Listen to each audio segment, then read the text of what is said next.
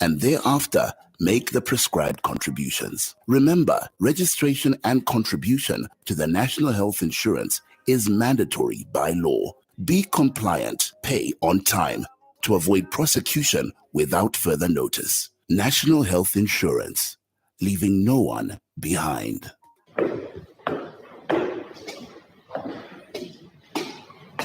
Wow, that over there is a very nice Ford. Have you seen it? Of course. I have been looking at it since we got here. My worry is how people manage such vehicles and where they buy genuine parts from. I'm sure there's nowhere else apart from Shuma Auto Parts. They are the only supplier of genuine Ford and Mazda parts, which comes straight from the manufacturer. They have everything in stock for both latest and ordinary Mazda and Ford. They also stock service parts such as diesel filters, aircon filters, diesel pumps, steering pumps, turbochargers, engine overhaul gaskets, suspension parts, and body parts. If they don't have parts you're looking for, they can order within 5 to 10 working days. To top it up, Shuma Auto Parts also supply Maxxis tires and CST tires. Really?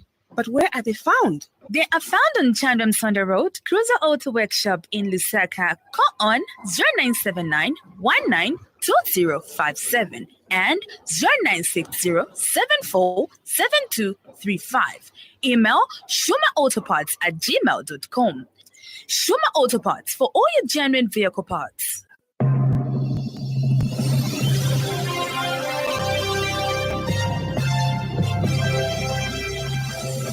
The Happy World of 5FM Radio, your adult contemporary radio station in Zambia, connecting you to the newsmakers and events that make news in the global village.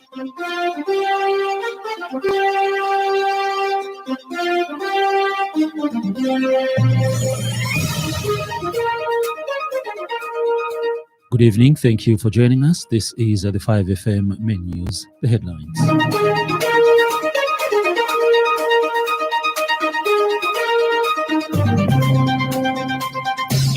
Two people arrested after being found in possession of 214 counterfeit 100 kwacha notes.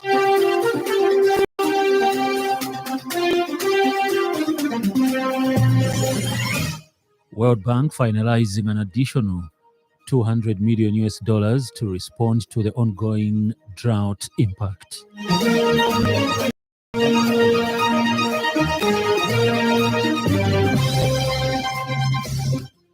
Mourners are killed by car in Malawi Vice President's funeral convoy. This news bulletin is also streaming live on the 5FM Facebook page and YouTube channel, 5FM Radio Zambia. With the details, I'm Hebet Mutavi. Two people have been arrested after being found in possession of 214 counterfeit 100 kwacha notes. This was after the Zambia police conducted a significant operation on June 13th, 2024.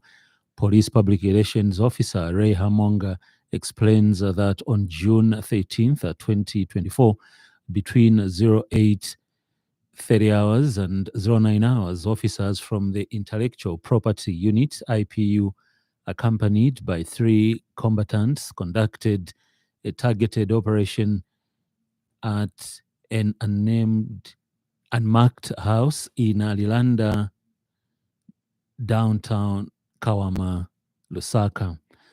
Mr. Hamonga says that the house was occupied by Amon Chima, aged 41, a businessman originally from Kachila Maji village, Chief Mwase Lundazi district.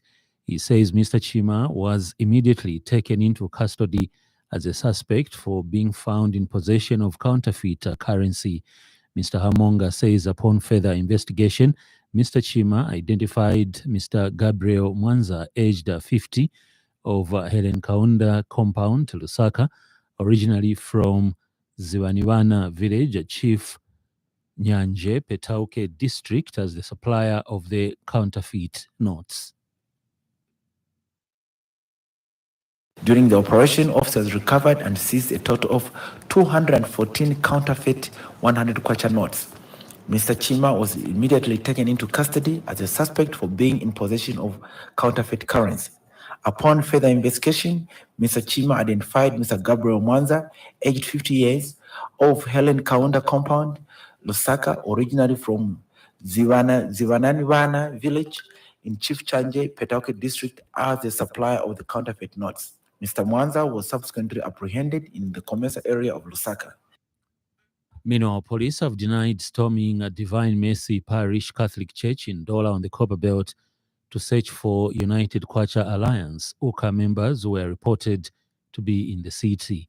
Police spokesperson Ray Hamonga has clarified that at approximately 14 hours yesterday, a team of police officers was parked along the road near Divine Mercy Parish Catholic Church in Hillcrest to observe the movement of people in the area. Mr. Hamonga says a number of church congregants were leaving the churchyard either on foot or in their vehicles, and one congregant who had already exited the churchyard and was walking along the road began to take pictures of the officers and their police vehicle. He says that the individual was approached by the officers and asked why he was taking the photographs, and he initially denied doing so, but upon inspection of his phone, a picture of the officers was found. The individual was approached by the officers and asked why he was taking the photos. Initially, he denied doing so, but upon inspection of his phone, a picture of the officers was found. The man, identified as Mr. Kamwale Piri, age 66, residing at house number E3 Rehabilitation Center, Hillcrest in Dola, was then taken to Hillcrest Police Post for questioning. At the police post, Mr. Piri was spoken to and advised accordingly. He expressed regret for his actions, apologized, and assured officers that he would not repeat such behavior. Information and Media Minister Cornelius Mwitwa has disclosed that Cabinet resolved to cut down exportation of 100 megawatts of electricity power to satisfy local demands. Speaking at a press briefing in Osaka today, Mr. Mwitwa says that this is one of the measures government has put in place to mitigate power deficit. He has added that it is government's expectation that the remaining 195 megawatts being exported could be cut down given the circumstance.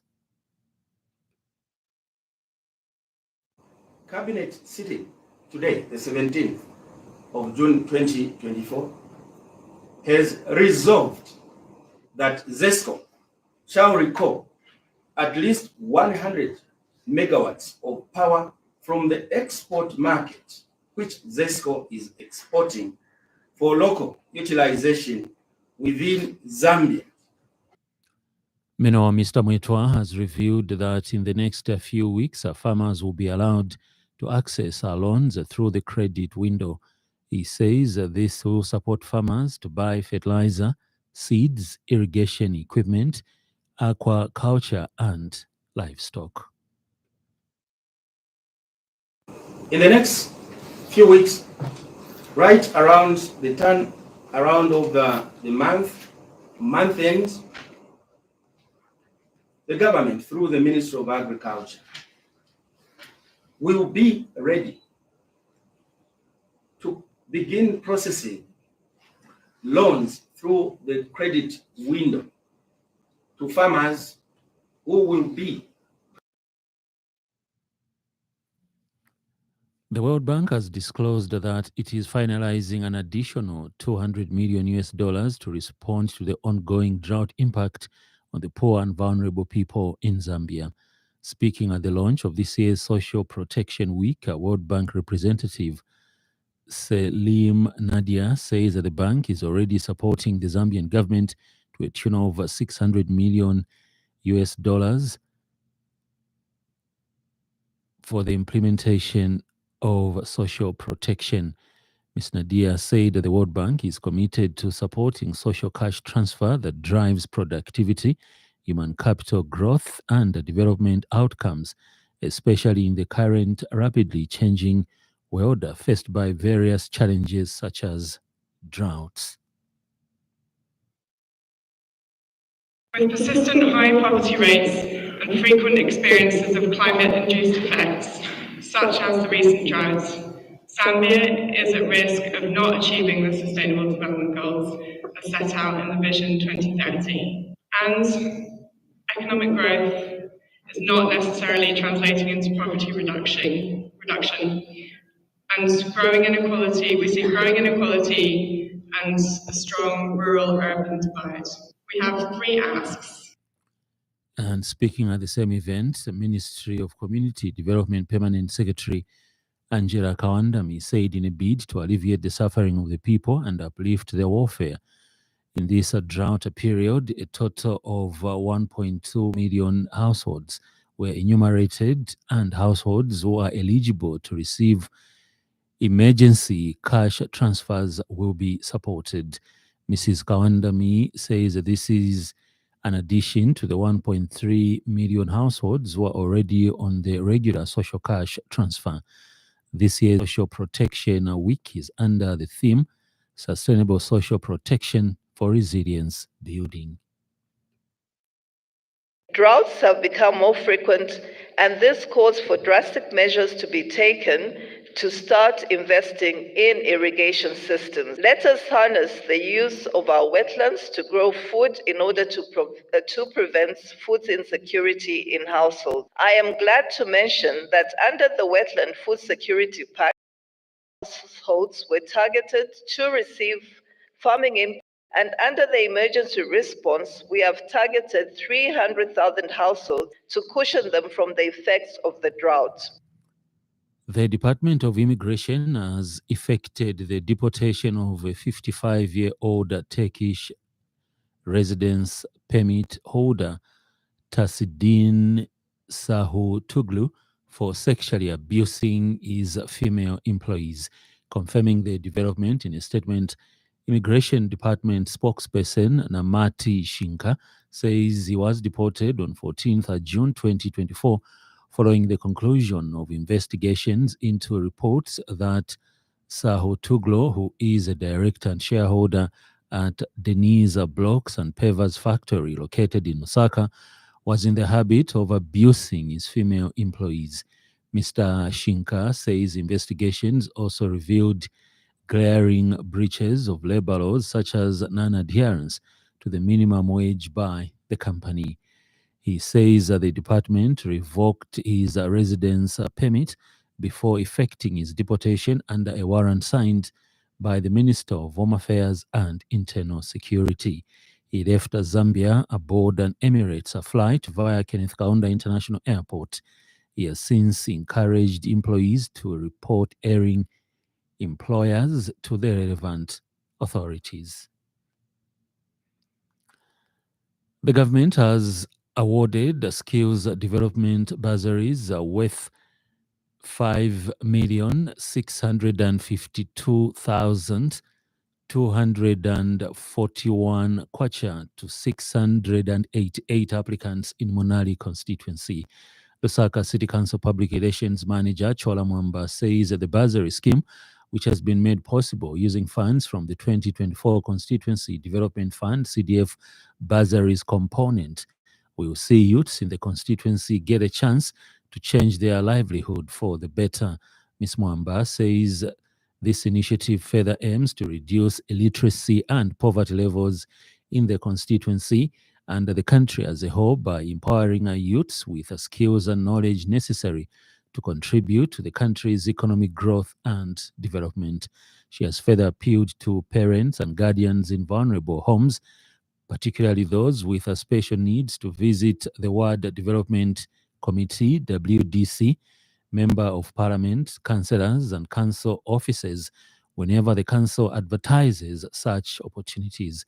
Ms. Mwamba states that the skills development and the secondary boarding sponsorships will assist in enabling underprivileged children and youth have access to compete for opportunities. The bursary scheme, which has been made available and possible using funds from the 2024 Constituency Development Fund bursary component, will see youths in the constituency get a chance to better their lives. This initiative further aims to reduce illiteracy and poverty levels in the constituency and the country as a whole by empowering youths with skills and knowledge necessary to contribute to the country's economic well-being. In other news trending this evening,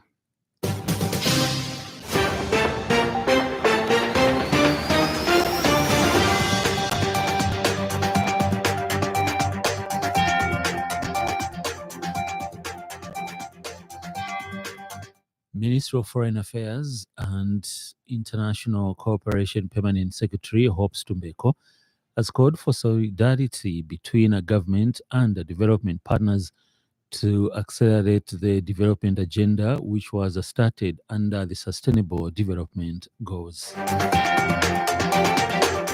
Agriculture Minister Ruben Mtolo says that there is an urgent need to make agri-food systems transformation more efficient, sustainable, inclusive, and resilient. Up next, business news.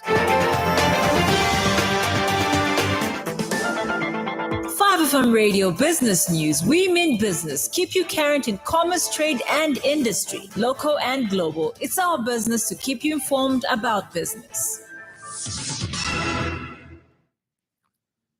In a significant stride towards advancing Zambia's roadmap towards sustainable power and commitment to clean energy, Davis and Shetleaf and Huawei Technologies have entered into a strategic partnership to increase the availability of affordable high-end solar and digital power solutions to accelerate the transition of Zambian homes and businesses to clean renewable energy.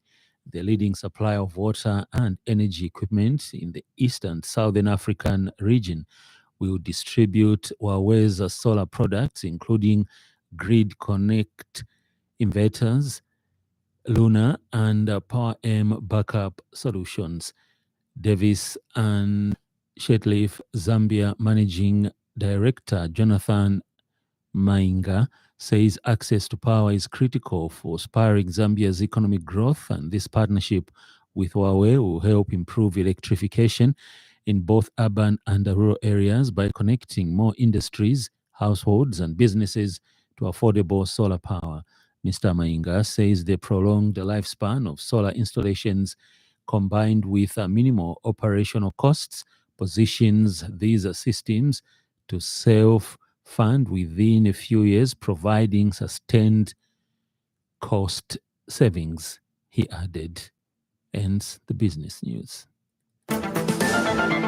5FM Radio Business News. We mean business. Keep you current in commerce, trade, and industry, local and global. It's our business to keep you informed about business.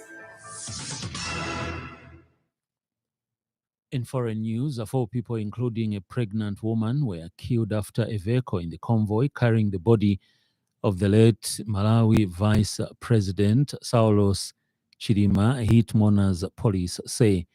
12 other people were injured in the incident on Sunday night and were being treated in a hospital.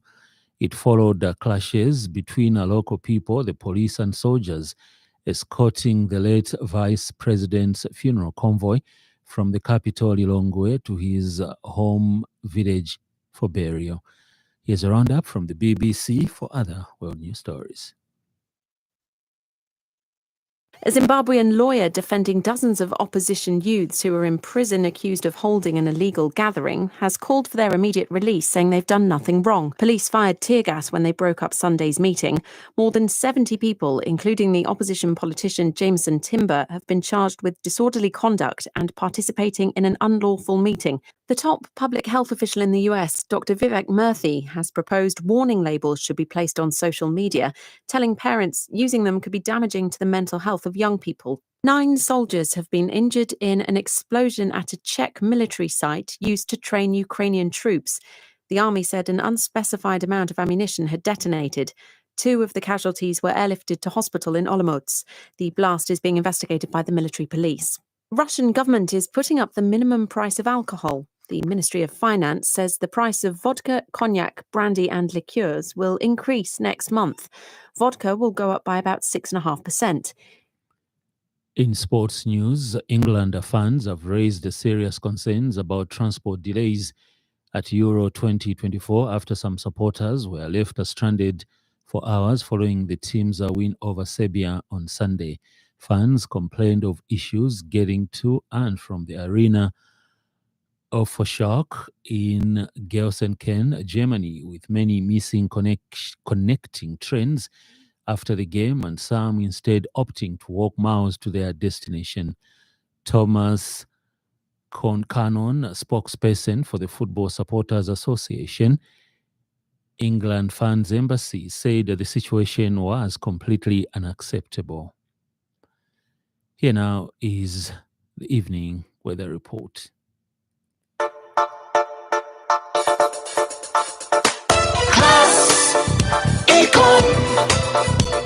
Class Econ Roofing Africa. Class Econ Roofing, plot 17100 off Katanga Road, 150 meters from Mumbwa Road, Chinika Industrial Area, Lusaka. Class Econ Roofing. Class plus economy. Class Econ. Class Econ Roofing Africa. Class Econ. Most parts of Zambia are under the influence of relatively dry airflow from the southeast, resulting in mainly sunny and warm to hot weather conditions. Ends the weather report. Class Econ. Class Econ Roofing Africa. Class Econ Roofing, plot 17100 off Katanga Road, 150 meters from Mumbwa Road, Chinika Industrial Area, Lusaka. Class Econ Roofing. Class plus economy. Class Econ. Class Econ Roofing Africa. Class Econ. That item brings us to the end of the news, but before we go, a recap of the top stories.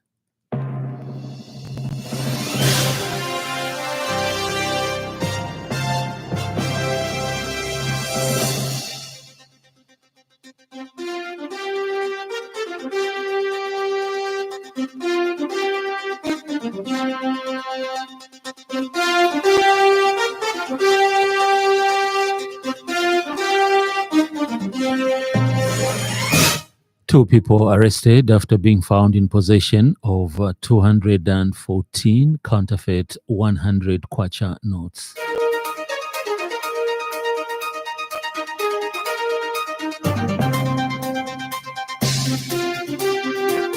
World Bank finalizing an additional $200 million to respond to the ongoing drought impact on the poor and vulnerable people in Zambia.